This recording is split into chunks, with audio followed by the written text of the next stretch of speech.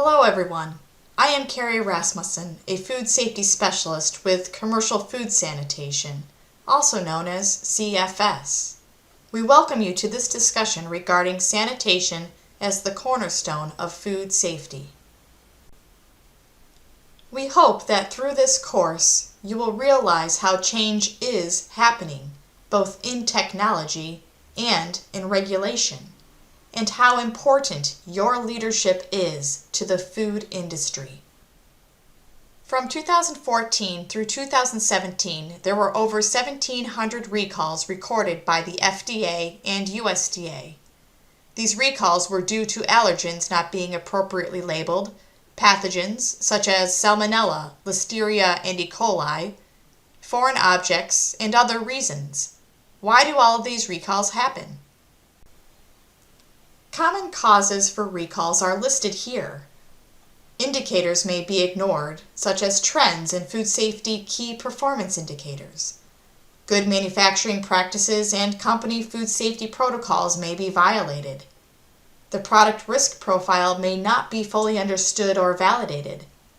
Equipment and facilities may not be well maintained. Hygienic design may not allow for adequate cleaning. There may be a lack of separation between raw and ready-to-eat foods. And sanitation resources may be reduced to a point where effective sanitation is not completed. In many cases, it is a combination of several of these factors that ultimately leads to a recall.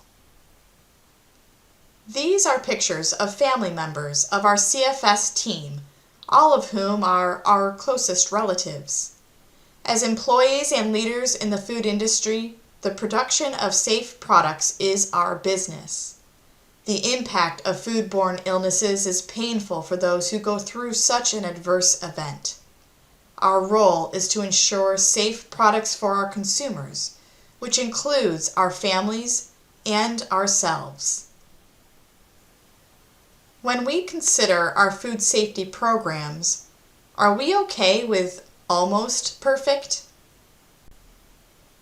Any manufacturing process or plant that is operating at a Six Sigma level is considered world-class when you are talking about minimizing manufacturing quality defects. When it comes to food production and food safety, however, if we made 200 million portions of food and met the Six Sigma standard, then 680 portions of food would be produced with food safety risks that could potentially make consumers ill. This is why what we do in the food industry is so important. The decisions we make can impact the safety of the food that we produce. Food safety is evolving, and we must keep up with this changing landscape. The food industry is changing, and technology is being developed that is faster, provides more detailed data, and is shared globally. We'll talk more about whole genome sequencing technology and its impact with an example. Food is handled differently today. We have home delivery services transporting food to our doorsteps. Food is imported from countries across the world, and the demand for less processed, fresh food and convenience is increasing. We have more transparency with customers who can praise or complain about food products and reach thousands of people through social media. And finally, regulations are becoming more strict.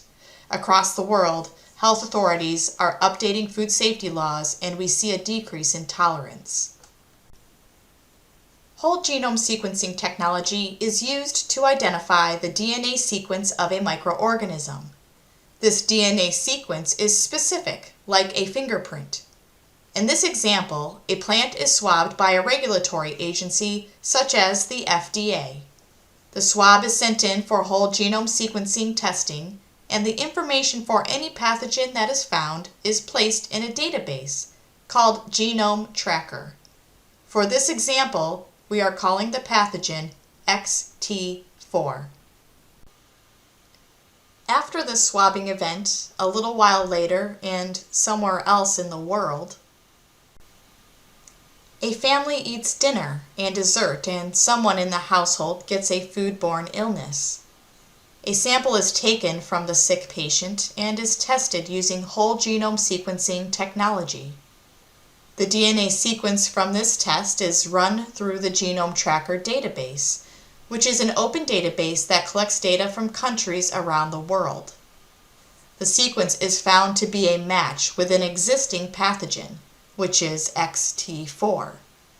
This match now connects the foodborne illness from the patient to the plant where the food was produced. How do we prevent this from happening?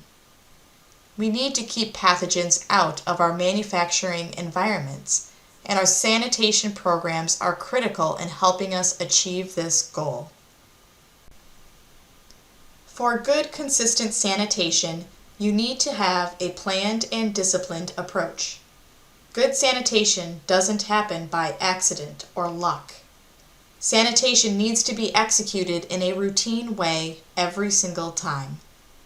The program should focus on continuous improvement, updating as new cleaning technologies emerge and best practices are shared. Standardize the sanitation process, document it, and make it sustainable. This process is important, especially when faced with training and developing new sanitation team members. Remember, production not only ends with sanitation, but it begins with sanitation. This is the CFS preventive plan for food factories to control environmental pathogens and achieve sanitation excellence. We use this plan to evaluate production plants with the purpose of helping the plants make continuous improvements. Throughout the evaluation, we provide feedback and propose solutions to the challenges the plant faces. The prevention plan includes 5 parts: hygienic zoning, GMP programs and execution, environmental monitoring, sanitation programs and execution, and hygienic design and maintenance for sanitation. The preventive plan has about 60 individual items across the 5 categories.